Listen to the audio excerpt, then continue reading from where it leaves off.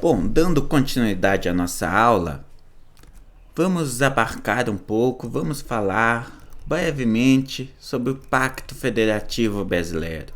Este pacto, o objetivo da aula de hoje não é realizar uma análise exaustiva do Pacto Federativo Brasileiro, mas apenas uma breve análise sobre a evolução, sobre as características assumidas por este pacto em termos históricos. Ou seja, fazer uma análise com o objetivo de identificar se em determinado período histórico, se em cada período histórico este pacto federativo ele foi mais favorável à ocorrência de um processo de centralização ou de um processo de descentralização. Assim, o que nós observamos? O objetivo aqui é justamente verificar se o Pacto Federativo Brasileiro ele é caracterizado pela centralização na figura da União, do governo federal, ou se este nosso pacto federativo ele é caracterizado pela ocorrência de um processo de descentralização, com maior protagonismo para os governos estaduais e municipais. Quando nós realizamos este resgate histórico do processo do Pacto Federativo Brasileiro, quais são os elementos que surgem? Primeiro de tudo, o Pacto Federativo é algo novo. Ele surge com a Constituição Brasileira de 1891. É com essa Constituição que surge a República Federativa Brasileira, lavrada institucionalmente. Este pacto, sendo que essa Constituição ela foi fortemente orientada pela Constituição dos Estados Unidos e ela define os municípios como autônomos, como independentes. Claro, o que nós precisamos enfatizar aqui? A República Federativa do Brasil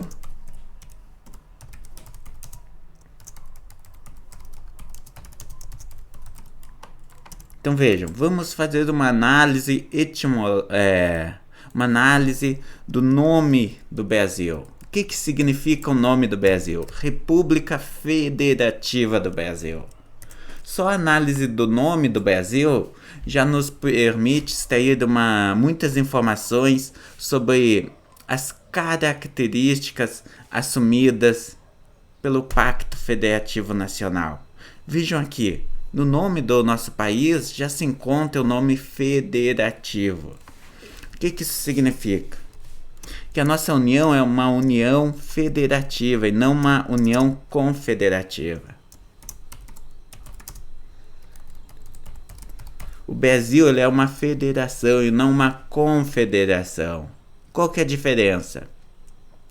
Em uma federação, todos os entes, o poder central, ele tem protagonismo, ele tem capacidade melhor dizendo, cada ente dessa federação não tem liberdade, não tem independência. Vejam, cada estado brasileiro, cada município tem autonomia, mas não tem independência. É diferente, por exemplo, do que nós observamos nos Estados Unidos. Estados Unidos é uma confederação. De tal forma que nos Estados Unidos, os estados e municípios, claro, dados os termos utilizados nos Estados Unidos para denominar esses entes, eles têm independência. Já no Brasil isso não é possível, porque o Brasil não é uma confederação, o Brasil é uma federação, de tal forma que os estados e municípios, eles não são livres para tomarem as suas decisões. Eles devem seguir, eles são estreitamente restringidos pela Constituição Federal, pelas leis definidas pelo governo federal, pelas leis regidas pelo governo federal.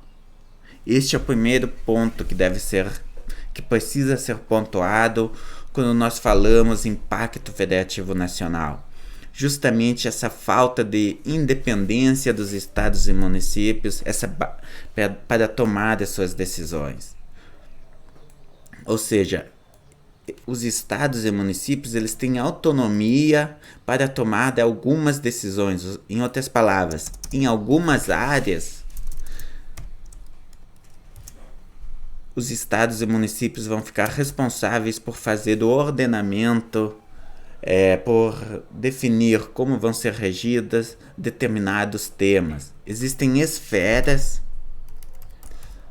de atuação dos estados e municípios, existem esferas que são específicas para os municípios, outras esferas são específicas para os estados e outras esferas são específicas para a União. Cada ente tem atribuições diferentes, sendo que essas atribuições elas devem ser respeitadas. Quando nós olhamos para o Brasil, no começo, então, a princípio, lá na Constituição Brasileira de 1891, essa Constituição nós podemos dizer que ela foi uma Constituição extremamente otimista. Ela nasce imbuída deste senso de propósito, da euforia que surgiu no período com o surgimento da República. Ela nasce em prol da descentralização federativa. No entanto, o que se observa? A realidade do Brasil se mostrou distinta. Essa euforia inicial, ela se deparou com a realidade do Brasil. E a realidade do Brasil é o quê? É a presença de oligarquias. É a presença de um elevado coronelismo.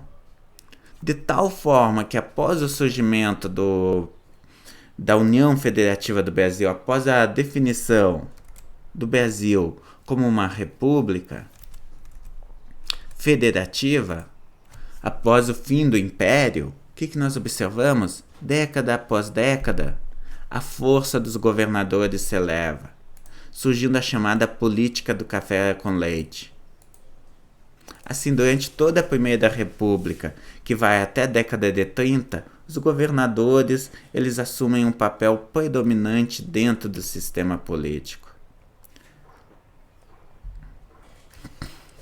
Década de 30, 45, surge o Estado Novo, surge o período varguista, desenvolvimentista, que este período ele promove a centralização federativa. Ou seja, o governo Vargas ele reduz o poder dos governadores, promovendo um processo de centralização federativa.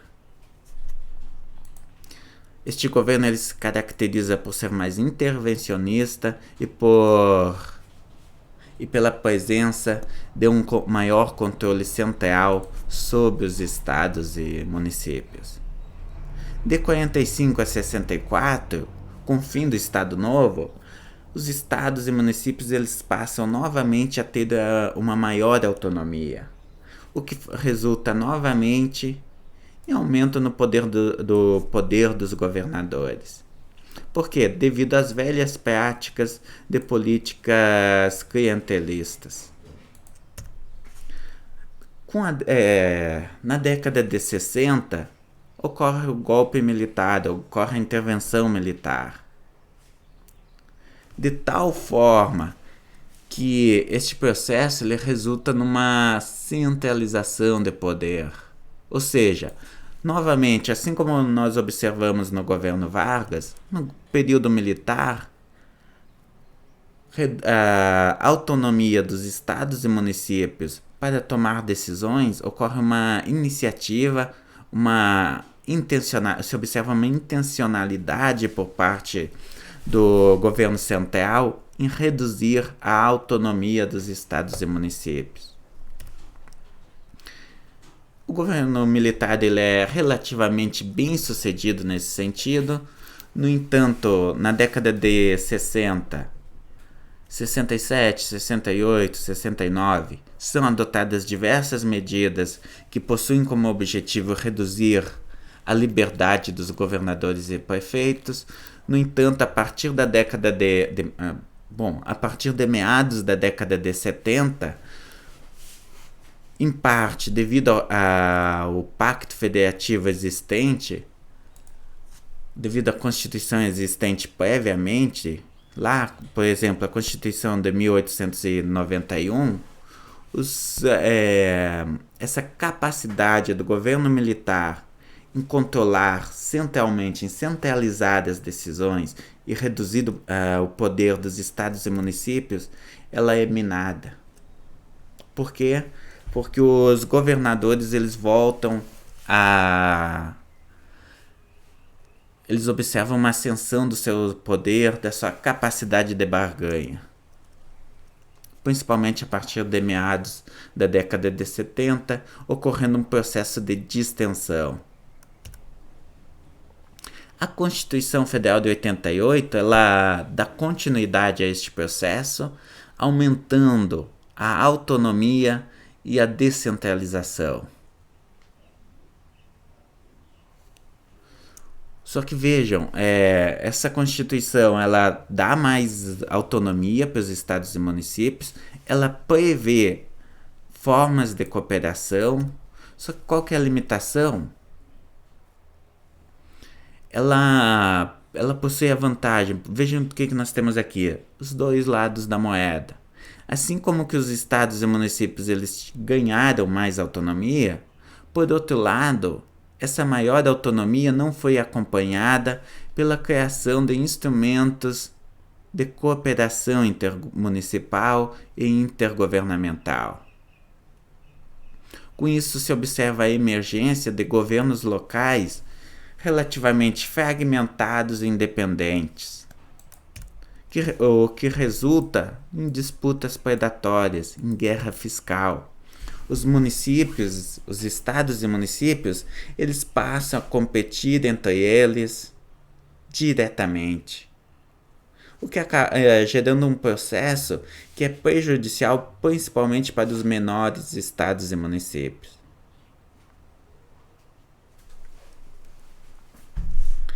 Claro, cabe salientar que essa descentralização também teve importantes implicações em termos de mudança do sistema tributário brasileiro, mas qual que é o principal ponto que eu gostaria de enfatizar aqui? É justamente este caráter dual trazido pelo processo de descentralização, porque a descentralização ela aumenta a importância, ela confere mais autonomia para os estados e municípios, mas ao mesmo tempo ela cria importantes impasses, ela cria importantes problemas. Por quê? Porque essa autonomia, na falta de mecanismos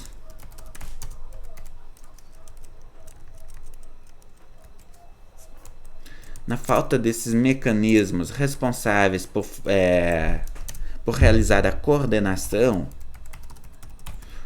entre esses agentes, o que se observa é uma concorrência muito elevada entre esses agentes, o que se mostra prejudicial, o que limita, inviabiliza a realização de muitas políticas públicas. Em especial, no caso de grandes conurbações, por exemplo, no caso de regiões metropolitanas. Por quê? Porque essa maior autonomia dos estados e municípios, ela implica em desmonte gradual do sistema de região metropolitana.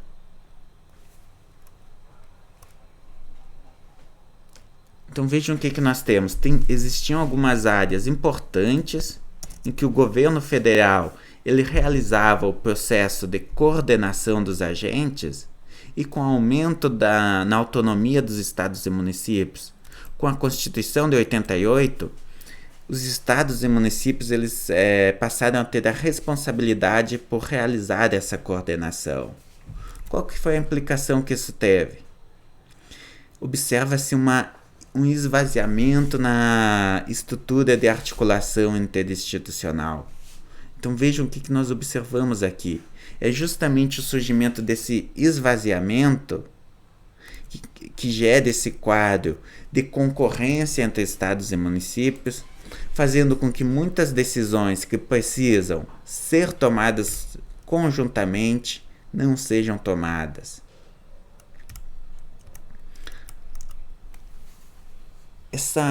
Este processo de esvaziamento ele é parcialmente preenchido com a formação dos consórcios municipais, dos consórcios públicos. Porque vejam o que nós... Então, o que nós temos aqui? Existem muitos serviços públicos, por exemplo, saúde, educação, saneamento, entre outros, infraestrutura de um modo mais geral, que eles são prestados de forma mais eficiente se forem prestados em cooperação por diferentes estados e municípios, por exemplo, por todos os municípios de uma determinada região. Com o aumento na autonomia dos estados e municípios, muitos desses serviços eles não ocorre esse processo de cooperação entre os estados e municípios, o que obviamente implica no encarecimento no fornecimento desses serviços. Essa